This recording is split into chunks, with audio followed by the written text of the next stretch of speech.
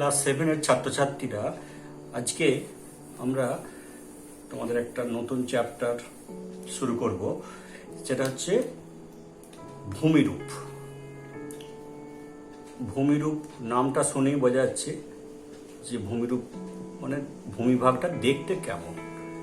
আমরা যদি পৃথিবীর বিভিন্ন জায়গায় দেখি, কোথাও তো বেড়াতে যাই বা কোথাও অন্যান্য জায়গাতেও দেখেছি আমরা, সেটা হচ্ছে পৃথিবীর উপরিভাগটা কিন্তু একরকম নয়। কোথাও খুব উঁচু, হ্যাঁ, শিখরযুক্ত অঞ্চল, মানে সুচালো অংশ প্রচুর। আবার কোথাও আছে উঁচু কিন্তু উপরটা কিছুটা ঢেউ খেলানো, টেবিলের মতো উঁচু কিন্তু উপরটা ঢেউ খেলানো। আবার কোথাও আছে আমরা যে সব অঞ্চলে বাস করি একেবারে সমতল জমি। তো এই যে পৃথিবীর উপরিভাগের যে বৈচিত্র্য, সমুদ্রপৃষ্ঠ থেকে কেমন উঁচু, এই যদি আমাদের সমুদ্র ধরি, এই যদি আমাদের সমুদ্রাঞ্চল হয়, তাহলে একটা অঞ্চল এরকম সমুদ্রপৃষ্ঠ থেকে তারপরে খাড়া উঠে গিয়ে একটু ঢেউ খেলানো, আবার কোথাও এরকম। এই পৃথিবীর উপরিভাগকে আমরা এইগুলো, এই যে সমুদ্রপৃষ্ঠতে, এটা যদি সমুদ্রপৃষ্ঠ হয়, সমুদ্রপৃষ্ঠ থেকে উচ্চতা কেমন, উপরিভাগটা কেমন, পাশের ঢালটা কেমন, এইসবের উপর ভিত্তি করে ভূমিভাগের যে রূপ বা পৃথিবীর যে উপরিভাগের রূপ, তাকেই বলি আমরা ভূমিরূপ। তো এই ভূমিরূপকে আমরা প্রধানত 3 ভাগে ভাগ করতে পারি। যেটা সমুদ্রপৃষ্ঠের একদম গা বরাবর খুব অল্প উঁচু, উপরটা একদম প্রায় সমতল, অর্থাৎ ঈষৎ ঢালু। তো সেই জায়গাটাকে বলছি আমরা সমভূমি। এরপর সমুদ্রপৃষ্ঠ থেকে বেশ কিছুটা উঁচু কিন্তু উপরটা পুরোপুরি সমতল নয়, ঈষৎ ঢেউ খেলানো, তাকে বলছি আমরা মালভূমি। আর সমুদ্রপৃষ্ঠ থেকে খুব উঁচু, অনেকটা কিছুটা শিখরযুক্ত, একাধিক, একটাই থাকে না, একে বলছি আমরা পর্বত। আবার খুব ছোট পর্বতের থেকে একটু ছোট হলে তাকে আবার বলি পাহাড়। তার মানে প্রধানত আমরা ভূমিরূপকে 3 ভাগে ভাগ করতে পারি: পর্বত, পাহাড়, মালভূমি, সমভূমি। এগুলো ভূমিরূপ যেমন আছে, আবার এই মালভূমির মধ্যেও বা পার্বত্য অঞ্চলেও কিছু আমাদের শক্তি আছে, নদী, হিমবাহ, এরা আবার নানা রকম। যেমন কোথাও জলপ্রপাত তৈরি হয়, উপর থেকে জল মনে হয় যেন লাফিয়ে নিচের দিকে ঝাঁপ দিয়ে পড়ছে, বা কোথাও খুব গভীর নদীর গর্ত হয়, যেটাকে বলি আমরা গিরিখাত। তো এইরকম সবই ভূমিরূপ, ভূমিভাগের। এই যে যাবতীয় যে পৃথিবীর যে এই পর্বত, মালভূমি, সমভূমি, আবার এর মধ্যে অবস্থিত বিভিন্ন প্রাকৃতিক শক্তির ক্ষয়ের কার্যের ফলে যে ভূমির নানা রকম বৈচিত্র্য, সেই সবগুলোকেই বলছি আমরা ভূমিরূপ। তাহলে ভূমিরূপ হচ্ছে মূল ভূমিরূপ 3 প্রকার: পর্বত ও পাহাড়, একসঙ্গে মালভূমি, সমভূমি। তাহলে আমাদের প্রথম একটা ব্যাপার আছে যে এই যে এগুলো তৈরি হচ্ছে কিভাবে। না, এই যে পর্বত, মালভূমি, সমভূমি, বা আমরা এই যে বলছিলাম যে আরো কিছু পর্বতের উপরে যেমন গিরিখাত কোথাও, বা কোথাও জলপ্রপাত, এই সমস্ত যে ভূমিরূপগুলো তৈরি হয়, এই যত রকম ভূমিরূপ তৈরি হয়, সেই ভূমিরূপ সৃষ্টির, মানে ভূমিরূপগুলোর সৃষ্টির যে প্রক্রিয়া, তাকে আমরা বলতে পারি ভূমিরূপ গঠনকারী প্রক্রিয়া বা ভূমিরূপ গঠনকারী প্রক্রিয়া বললাম, ভূমিরূপ গঠনকারী প্রক্রিয়া। এই যে ভূমিরূপগুলো তৈরি হচ্ছে, এগুলো সব 2 রকম ভূমিরূপ গঠনকারী প্রক্রিয়াগুলো তৈরি হয়। একটা হচ্ছে পৃথিবীর একদম ভেতর থেকে কিছুটা শক্তি তৈরি হয়, যেটাকে বলি আমরা অন্তর্জাত প্রক্রিয়া। অর্থাৎ আমরা যে ভূপৃষ্ঠে বসবাস করি তার নিচে, মানে যে ভূত্বক আছে, সেই ভূত্বকের ভেতরে গভীরতার একটা নির্দিষ্ট অংশ থেকে, ভূপৃষ্ঠ থেকে নিচে, সেইখান থেকে কিছু শক্তির বা প্রক্রিয়া গঠিত হয়, সেগুলোকে বলছি অন্তর্জাত প্রক্রিয়া। আবার এই যে নদী বলছি, হিমবাহ বলছি, বায়ু বলছি, এরাও একটা কাজ করে। এই প্রক্রিয়াগুলোকে একসঙ্গে বলি আমরা বহির্জাত প্রক্রিয়া। তাহলে ভূমিরূপ গঠনকারী প্রক্রিয়াগুলোকে আবার 2 ভাগে ভাগ করছি, এর অন্য নামও আছে। তার মানে এটা হচ্ছে অভ্যন্তরীণ প্রক্রিয়া বা অন্তর্জাত প্রক্রিয়া বা ভিতরকার শক্তি, আর এটা বহির্জাত প্রক্রিয়া বা বাইরের শক্তি। এই যে ভূমিরূপ গঠনকারী যে মূলত যে অন্তর্জাত যে প্রক্রিয়াগুলো তৈরি হয়, এর একটা বড় কারণ এই যে ভূমিরূপ, যে ভেতরের যে প্রক্রিয়াগুলো তৈরি হয়, আমাদের যে পৃথিবী আছে, পৃথিবীকে যদি আমরা একটা ফুটবল মনে করি, আর এই ফুটবল যেমন একটা চামড়া দিয়ে তৈরি হয় না, অনেকগুলো ছোট এই নির্দিষ্ট মাপের যেমন একটা চামড়ার টুকরো দিয়ে ফুটবলটা তৈরি করা হয়, সেরকম আমাদের পৃথিবীর যে উপরিভাগ সেটাও কিন্তু পুরোটা একটা শিলাস্তর দিয়ে গঠিত নয়, এর অনেকগুলো ভাগ আছে। এই যদি উপরের আমাদের ভূত্বকটাকে ধরে নিই, এগুলোর এক একটা ভাগ আছে, হ্যাঁ, একাধিক খণ্ডে বিভক্ত। ফুটবলের চামড়া যেমন সবারই আকৃতি সমান সেটা নয়, বিভিন্ন ছোট বড় নানা রকম খণ্ডে বিভক্ত। আমাদের যে ভূত্বক, পৃথিবীর এটা যদি পৃথিবী হয়, এটা যদি ভূত্বক হয়, এই ভূত্বকটা বিভিন্ন অংশে বিভক্ত, যার এক একটাকে অংশকে বলি এগুলোকে প্লেট বা পাত। এই প্লেটগুলো আমরা যে পৃথিবীর উপর যে ভূত্বকের উপর বাস করছি তার এক একটা খণ্ডকে বলছি প্লেট। এই প্লেটগুলো কিন্তু স্থির নয়, এরা কখনো একে অপরের সঙ্গে কোথাও পাতগুলো সামনাসামনি এগিয়ে এসে একে অপরের সঙ্গে ধাক্কা মারছে, বা একটা পাত আর একটা পাতের নিচে ঢুকে যাচ্ছে, বা একটা পাত আর একটা পাত থেকে পরস্পর দূরে চলে যাচ্ছে। তো এরকম এই পাতের মূলত গতির কারণেতেই এই ভেতরকার একটা শক্তি তৈরি হয়, যেটাকে বলছি আমরা অন্তর্জাত প্রক্রিয়া, এগুলো সৃষ্টি করে। আর এই প্রক্রিয়াগুলোর জন্যই, যেমন এই প্রক্রিয়াগুলোকে আমরা মূলত দুটো ভাগে ভাগ করতে পারি, সেগুলো তো আমাদের পরে শিখবে। যে দু একটা উদাহরণ দিতে পারি, যেমন কিছু আছে ধীরে ধীরে হয়, যেমন গিরিজনী আন্দোলন বলি আমরা, পর্বত সৃষ্টির যে প্রক্রিয়া। আর একটা খুব আকস্মিক হয় হঠাৎ করে, যেমন আকস্মিকটা আমরা সকলেই জানি, একটা হচ্ছে ভূমিকম্প,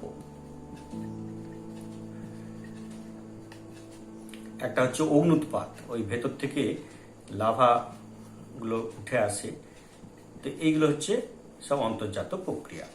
আর বহির্জাত প্রক্রিয়া যেমন নদীর ক্ষয় আছে, নদীর বহন আছে, নদীর সঞ্চয় আছে, আবহবিকার বলে একটা কথা আছে, প্রক্রিয়া আছে। তো এগুলো হচ্ছে বহির্জাত প্রক্রিয়া। তার মানে এটা পৃথিবীর উপরিভাগে কাজ করে, আর এটা পৃথিবীর ভেতরে সৃষ্টি হয়ে গেল। তো এই হচ্ছে আমাদের ভূমিরূপ গঠনকারী কিছু প্রক্রিয়া আমরা জানলাম। তাহলে আমাদের যে প্রথমেই বলছিলাম যে ভূমিরূপ প্রধানত আমাদের ক প্রকার না, 3 প্রকার। ভূমিরূপকে আমরা ভাগ করতে পারি মূলত 3 ভাগে। একটা হচ্ছে পর্বত, 2 নম্বর হচ্ছে মালভূমি, 3 নম্বর হচ্ছে সমভূমি। তাহলে আমরা প্রথম পর্বতটা নিয়ে পড়ব। পর্বত কাকে বলে? আমরা সকলেই যদি বেড়াতে নাও যাই, তবুও কাগজে বা বইয়েতে বা টিভির পর্দায় আমরা পার্বত্য অঞ্চলের ছবি দেখেছি আমরা। তো সেক্ষেত্রে পর্বতের ধারণা আমাদের কিছুটা হলেও আছে। সেটা হচ্ছে সমুদ্রপৃষ্ঠ থেকে মোটামুটি 1000 মিটার বা তার বেশি উঁচু হবে, আর পাশের ঢাল অত্যন্ত খাড়া হবে, এক বা একাধিক শৃঙ্গ থাকবে, হ্যাঁ, আর বিস্তীর্ণ শিলাস্তূপ, তাকেই বলবো আমরা পর্বত। আর এই 1000 মিটারের কম উঁচু হলে তাকে বলবো পাহাড়। এই পর্বতের আবার আমরা ভাগগুলো এবারে আস্তে আস্তে পড়ব।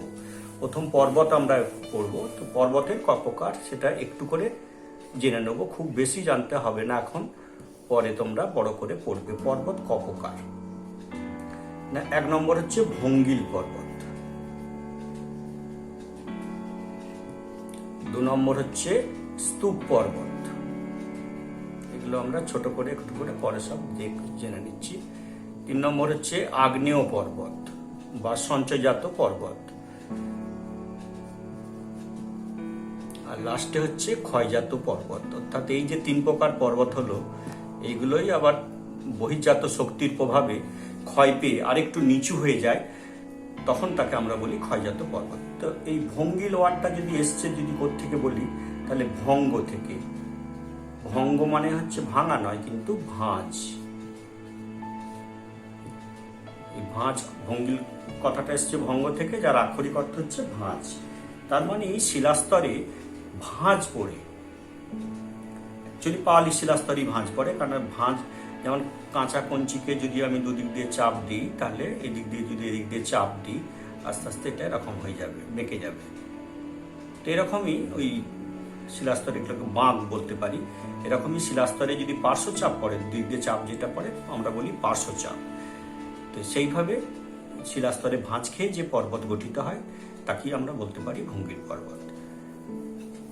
আরো ভালো করে বলা যায় সেটা হচ্ছে ওই গিরিজনীয় আন্দোলনের কথাটাও বলা যেতে পারে, অথবা আমরা পার্শ্বচাপের কথাই বলবো।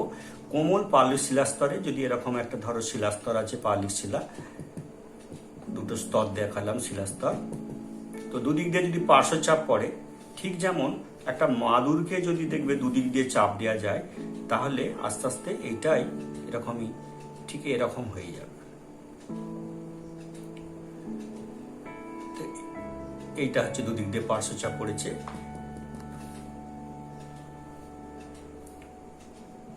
এটা আগের শিলাস্তরটা আর তলারটা এইটা। তাহলে এই যে এরকম এক একটা করে ভাঁজ পড়েছে, তিনখানা ভাঁজ আছে, টোটাল এই পর্বতটাকে বলবো আমরা ভঙ্গিল পর্বত। পৃথিবীর কিন্তু যত উঁচু উঁচু যে পর্বত আছে সবাই কিন্তু ভঙ্গিল পর্বত। ভঙ্গিল পর্বত এগুলো আবার কিছু ভঙ্গিল পর্বত আছে খুব বয়সে নবীন। যেমন ধরো, তাহলে আমরা ভঙ্গিল পর্বতগুলোকেও দুভাগে ভাগ করতে পারি। এক হচ্ছে নবীন ভঙ্গিল পর্বত, পৃথিবীর যেগুলো উঁচু পর্বত সেগুলো কিন্তু পৃথিবীর যতগুলো পর্বত আছে ভঙ্গিল পর্বত সবচেয়ে উঁচু। আবার ভঙ্গিল পর্বতের মধ্যে নবীন ভঙ্গিল পর্বতগুলো বেশি উঁচু। এগুলো কি কি আছে আমাদের আছে, যেমন এশিয়া মহাদেশে আছে হিমালয়, ইউরোপে আছে আল্পস, উত্তর আমেরিকায় আছে রকি, আবার দক্ষিণ আমেরিকা আছে আন্দিজ। এই সমস্ত বিখ্যাত সব, এগুলো সবই কিন্তু নবীন ভঙ্গিল পর্বত। পৃথিবীর যে উঁচু উঁচু পর্বত সবই কিন্তু এগুলো। আরো আছে আফ্রিকাতে আছে অ্যাটলাস। আবার কিছু পর্বত আছে বয়সে খুব প্রচুর, এগুলোর বয়স হচ্ছে মোটামুটি 6-7 কোটি বছর মতো বয়স। এদের বয়স হচ্ছে 6-7 কোটি বছর। কিন্তু পৃথিবীতে কিছু ভঙ্গিল পর্বত তৈরি হয়েছে যেগুলো খুব বয়স পুরাতন, মানে এখন একদমই তার হাইট কমে গেছে। তার কারণ দীর্ঘদিন ক্ষয়, এগুলোর বয়স প্রায় 60 থেকে 70 কোটি বছর পর্যন্ত। কোনো কোনো পর্বতের বয়স সবারই 60-70 কোটি বছর নয়, কিন্তু অনেক ভঙ্গিল পর্বত আছে 60-70 কোটি বছর। সেই প্রাচীন ভঙ্গিল পর্বতগুলোর কয়েকটা নাম আমরা জানতে পারি। প্রাচীন ভঙ্গিল পর্বত যেগুলো, তার মধ্যে আছে একটা হচ্ছে আমাদেরই ভারতেই আছে আরাবল্লী পর্বত, রাজস্থানেতে যেখানে থর মরুভূমি আছে সেখানে আরাবল্লী পর্বত আছে।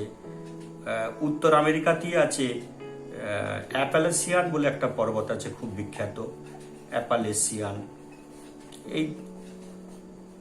এগুলো হচ্ছে প্রাচীন ভঙ্গিল পর্বত। তো এগুলো যেহেতু খুব বয়স বেশি, 60-70 কোটি বছর বয়স, তাই এগুলো এখন উচ্চতা কমে গিয়ে খুবই নিচু হয়ে গেছে। দেখে মনেই হবে না যে হিমালয়ের তুলনায়, হিমালয় একটা ভঙ্গিল পর্বত, আরাবল্লীও একটা ভঙ্গিল পর্বত, কিন্তু এখন সেটা ক্ষয়তে ক্ষয়তে চলে এসছে ক্ষয়জাত পর্বতের ঘরে, খুবই হাইট কম। এই গেল আমাদের ভঙ্গিল পর্বত। তাহলে 2 নম্বর পর্বত কি আছে আমাদের, না স্তূপ পর্বত।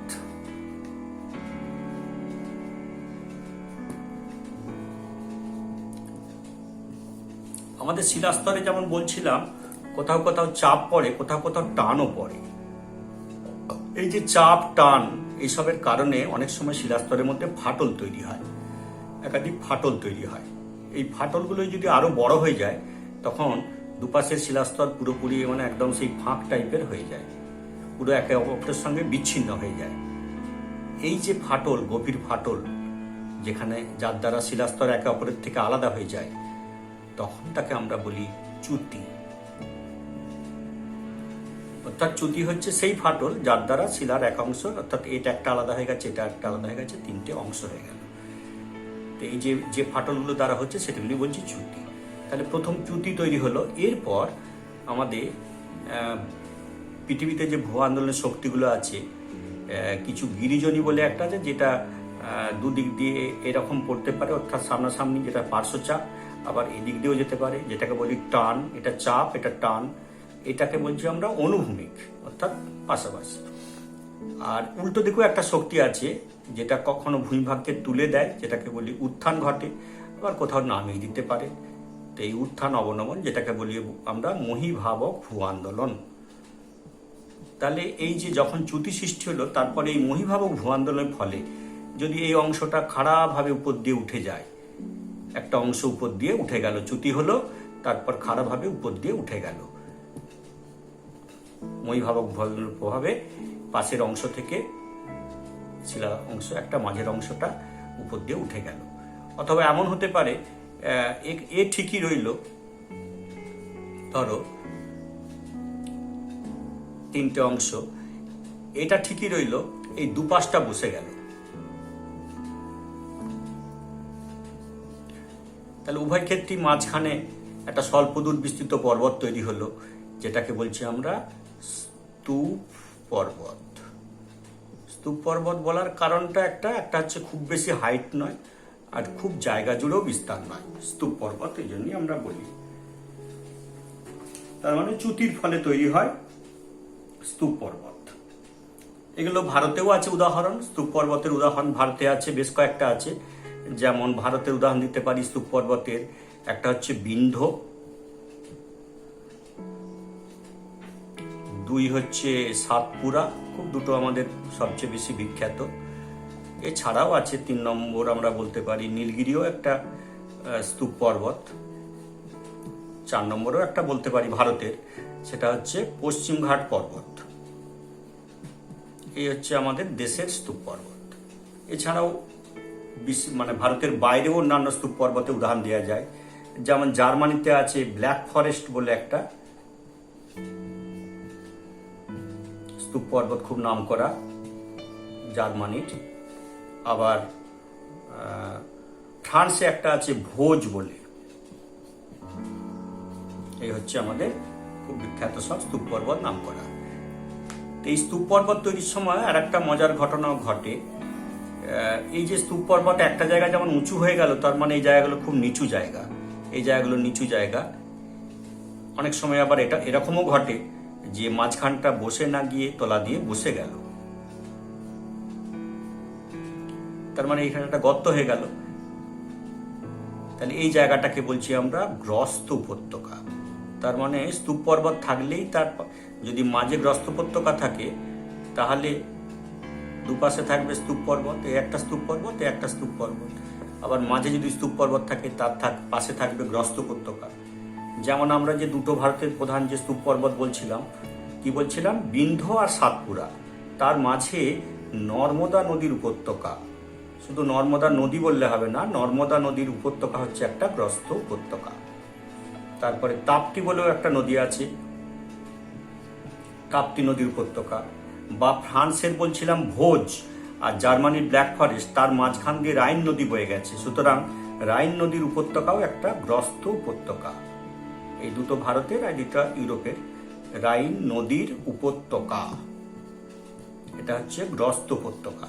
তার মানে গ্রস্ত উপত্যকা মানে দুটো স্তূপ পর্বতের মাঝে বা কোনো স্তূপ পর্বতের দুপাশের যে নিম্নভূমি, যেটা অবনত অঞ্চল, তাকে বলে গ্রস্ত উপত্যকা। আর চ্যুতি সৃষ্টি হলে, চ্যুতিখণ্ডের কোনো অংশ যদি উপরের দিকে উঠে যায় বা কোনো চ্যুতিখণ্ডের দুপাশের অংশ নিচের দিকে বসে যায়, তাহলে যে ওই উভয় ক্ষেত্রে মধ্যভাগে যে স্বল্প উচ্চতা সম্পন্ন স্বল্পদূর বিস্তৃত পর্বত গঠিত হয়, তাকেই বলে স্তূপ পর্বত।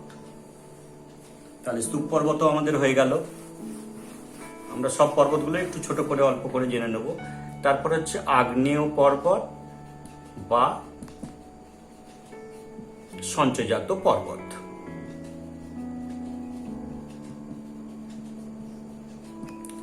এই যে আমরা বলছিলাম পৃথিবীতে কোথাও কোথাও ফাটল তৈরি হয়, এই ফাটল দিয়ে অনেক সময় ভেতরকার যেসব গরম পদার্থগুলো আছে, যাকে বলি আমরা ম্যাগমা, তো সেই ম্যাগমা একটা চেম্বারে প্রচণ্ড জায়গাতে একটা ম্যাগমা জমা আছে, সেই ম্যাগমাটাই আস্তে আস্তে উপর দিয়ে উঠে আসে।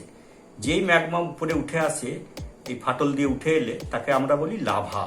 তো আস্তে আস্তে এই লাভাটা আস্তে আস্তে জমা হয়, দিয়ে একটা মোচাকৃতির বা শঙ্কু আকৃতির পর্বত গঠিত হয়, আগ্নেয় পদার্থ গঠিত হয়। শুধু ম্যাগমা নয়, তার সঙ্গে নানা রকম পাথরের টুকরো, ছাই, ভস্য, এগুলো জমা হয়ে যে প্রায় শঙ্কু আকৃতির একটা পর্বত গঠিত হয়, তাকেই বলছি আমরা আগ্নেয় পর্বত। আর যেহেতু ওই আগ্নেয় পদার্থ জমা হয়ে তৈরি হচ্ছে, সঞ্চয় হয়ে তৈরি হচ্ছে, তাই এর অপর নাম সঞ্চয়জাত পর্বত।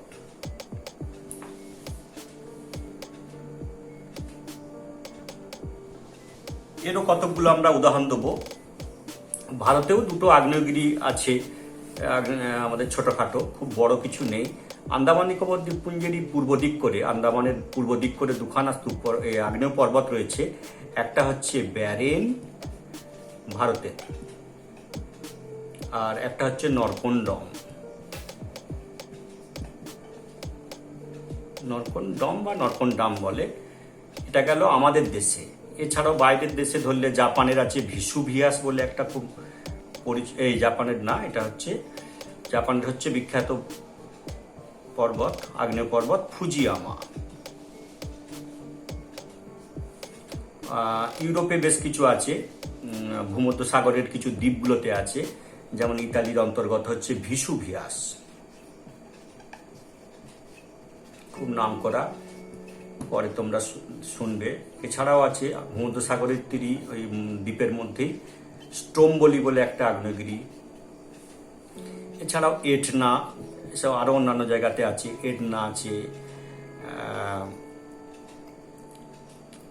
তারপরে তোমার আরও কিছু আছে, কি কি বলা যায়, এটনা, ভিসুভিয়াস, ভলক্যানো বলেও পর্বত আছে,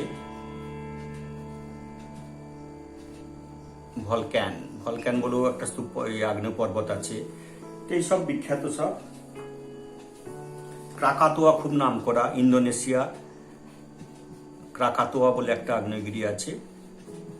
এই আগ্নেয়গিরিগুলো কিন্তু সবগুলোই যে এখন অগ্নুৎপাত হয় এমন নয়। এই যে আগ্নেয় পদার্থ কিছু আছে এখন অগ্নুৎপাত হয়, ভিসুভিয়াস, স্ট্রোম্বলি, ভলক্যান, ক্রাকাতোয়া, এটনা, এগুলোতে অগ্নুৎপাত এখন হয়। কিন্তু ফুজিয়ামে আপাতত বন্ধ আছে, কিন্তু ভবিষ্যতে হতে পারে। তো এগুলোকে বলি আমরা ওই জীবন্ত আগ্নেয়গিরি বা সক্রিয় আগ্নেয়গিরি। আর ফুজিয়ামা হচ্ছে এখন বন্ধ আছে, ভবিষ্যতে হতে পারে, তাই এটাকে আমরা বলছি সুপ্ত আগ্নেয়গিরি, অর্থাৎ ঘুমন্ত আছে। আর নরকন্ডম বার্মার আছে, ব্রহ্মদেশের আছে, মায়ানমার যেটাকে বলি এখন পোপো। এই পোপো আর ভারতের নরকন্ডম এরা হচ্ছে অনেকদিন অগ্নুৎপাত হয়নি, ভবিষ্যতেও হওয়ার তেমন কোনো সম্ভাবনা নেই, তাই এদেরকে আমরা বলি মৃত আগ্নেয়গিরি। সুতরাং জীবন্ত আগ্নেয়গিরি, মৃত আগ্নেয়গিরি, আর তার মাঝে রয়েছে সুপ্ত আগ্নেয়গিরি। ভারতেরটাকেও এখন বর্তমানে সুপ্ত না ধরে এই সক্রিয় আগ্নেয়গিরি বা জীবন্ত আগ্নেয়গিরির মধ্যেই ধরা হচ্ছে। ভারতের যে ব্যারেনটা আর নরকন্ডমটা মৃত, অর্থাৎ এদের ভবিষ্যতে তেমন আর সম্ভাবনা নেই। তো আমরা পর্বতের বইয়ের পাশেই দেখো পর্বতগুলো মোটামুটি, আর লাস্টেরটাও একটু বলে দিই, তারপরে আমরা দেখছি। মোছাটা কোথায় দেখতে পেলাম?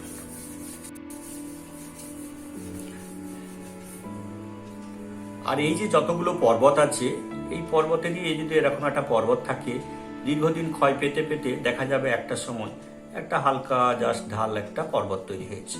অর্থাৎ আগে ছিল এরকম, এটা এখন ক্ষয়ে গেছে, ক্ষয়িত অংশ। তাহলে এইটা হয়ে গেল ক্ষয়জাত পর্বত। তাহলে এই দীর্ঘদিন ধরে ওই আগের যে প্রাচীন যে উঁচু পর্বত বা মালভূমি, তার যে কোমল শিলার অংশগুলো দ্রুত ক্ষয়প্রাপ্ত হয়, তখন কঠিন শিলার অংশগুলো কিছুটা ক্ষয় প্রতিরোধ করে অপেক্ষাকৃত অল্প উচ্চতা সম্পন্ন এবং ঢালের পরিমাণটাও কমে যায়, একটা পর্বত গঠিত হয়। কি বলছি, ক্ষয়জাত পর্বত বা অবশিষ্ট পর্বত বা নগ্নীভূত পর্বত। তো এই পর্বতগুলোর নাম আমাদের ভারতের যেমন আমাদের দিয়াটা আরাবল্লীটাকেই দেয়া হয়। আরাবল্লী যেগুলো প্রাচীন ভঙ্গিল পর্বত, সেগুলো এখন বলেছি তোমাদের, এখন তারা ক্ষয়জাত হয়ে গেছে। কাজে আরাবল্লী আর অ্যাপালাসিয়ান এটা খুব বিখ্যাত দুখানা ক্ষয়জাত পর্বত। কাজে সুতরাং 4খানা পর্বতই হয়ে গেল। এই পর্বতের আমাদের কিছু আরো জিনিস একটু জেনে নিতে হবে পর্বত সম্পর্কে, তাহলে আমাদের শেষ হয়ে যাবে বিষয়টা। আগেই আমরা বলেছি, তোমাদের বই দেওয়া আছে 900 মিটার, এটা 1000 মিটারও ধরা হয়। 900 মিটার এই পর্বত, পৃথিবীর 4 ভাগের 1 ভাগ হচ্ছে পর্বত। তো পর্বতে আবার একটু কিছু কিছু আমরা দেখি, যদি একটা পার্বত্য অঞ্চল দেখি, এরকম কিছু কিছু উঁচু অংশ থাকে। তো টোটাল যে একটা অংশ, এই যে উঁচু যে সূচালো যে অংশ পর্বতে, সেগুলোকে বলি আমরা পর্বত শৃঙ্গ। সকলেই আমরা কিছু পর্বত শৃঙ্গের নাম জানি, যেমন এভারেস্ট, এটি হলো পৃথিবীর উচ্চতম পর্বত শৃঙ্গ। আমাদের ভারতবর্ষের উচ্চতম শৃঙ্গ হচ্ছে K2 বা গডউইন অস্টিন, এটি হলো ভারতের উচ্চতম শৃঙ্গ। এছাড়াও আছে এবারে কাঞ্চনজঙ্ঘা, খুব নাম করা। তাহলে মাউন্ট এভারেস্ট বা এভারেস্ট বললেও হবে। Everest, K2, Kanchenjunga, Makalu, Manaslu. যেমন পশ্চিমবঙ্গের উচ্চতম শৃঙ্গ হচ্ছে সন্দকফু। এছাড়াও আরো অনেক আছে, এভারেস্ট এগুলো ছাড়াও আরো অনেক আছে, মাকালু, মনসলু, ধবলগিরি, অন্নপূর্ণা, এই সমস্ত অজস্র পর্বত শৃঙ্গ আছে। আবার এই দুটো যদি এরা পর্বত অনেক সময় একটা সমান্তরাল কয়েকটা পার্বত্য অঞ্চল নিয়ে তৈরি হয়, অর্থাৎ যদি এগুলোকে পর্বত ধরে নিই, এগুলো কিন্তু একাধিক পর্বত, মানে যখন পর্বত খুব উঁচু এরকম দীর্ঘ বিস্তৃত হয় তখন তাকে বলি আমরা পর্বত শ্রেণী। তার মানে এটা 3-4খানা আমি পর্বত শ্রেণী দেখিয়েছি। পর্বত শ্রেণী, পর্বত যখন খুব দীর্ঘ হয় তখন তাকে বলি পর্বত শ্রেণী। আর একাধিক পর্বত শ্রেণী দিয়ে গঠিত যে পার্বত্য অঞ্চল তাকে, তার মানে এইটাকে নিয়ে আমরা একসঙ্গে বলতে পারি পর্বতমালা। যেমন ফুল, অনেকগুলো ফুল দিয়ে মালা গঠিত হয়, তেমন অনেকগুলো পর্বত শ্রেণী দিয়ে তৈরি হয় পর্বতমালা। যেমন হিমালয় কি তাহলে? না, হিমালয় হচ্ছে একটি পর্বতমালা। হিমালয় হচ্ছে পর্বতমালা কারণ হিমালয় 4টে শ্রেণী দিয়ে তৈরি। উত্তরে আছে তেথিস হিমালয়, তারপরে আছে উত্তর থেকে দক্ষিণ দিকে এলে তারপরে 2 নম্বর যেটা আছে সবচেয়ে উঁচু হিমাদ্রি পর্বত শ্রেণী, তারপরে আছে হিমাচল পর্বত শ্রেণী, লাস্টে আছে শিবালিক পর্বত শ্রেণী। এ সবচেয়ে নিচু, এ সবচেয়ে উঁচু, 2 নম্বর মানে হিমাদ্রি। এখানে দিয়ে এভারেস্ট, কাঞ্চনজঙ্ঘা, এই সমস্ত পর্বত শ্রেণীগুলো, পর্বত শৃঙ্গগুলো অবস্থিত। আবার এই যে পর্বতগুলো, পৃথিবীতে বেশ কিছু জায়গা আছে যেখানে একাধিক পর্বত গিয়ে যোগ হয়েছে, বা বলতে পারো যেখান থেকে অনেকগুলো পর্বত বেরিয়ে গেছে। এরকম অজস্র পর্বত চারদিকে চলে গেছে। এই যেখান থেকে একাধিক পর্বত গিয়ে যেখান থেকে নির্গত হয় সেটা কি বলি আমরা? পর্বত গ্রন্থি। যেমন আমাদের যে হিমালয় বেরিয়েছে যেখানটা থেকে, হিমালয় বা এই যদি এটা হিমালয় ধরি, এটা কারাকোরাম, এই সমস্ত, ভুল বললাম, কারাকোরাম নয়, এটা হচ্ছে হিমালয়ের পরে হচ্ছে চীনের মধ্যে আছে কুয়েলনুন, আর এটা মাঝে হচ্ছে লাদাখ মালভূমি, তিব্বত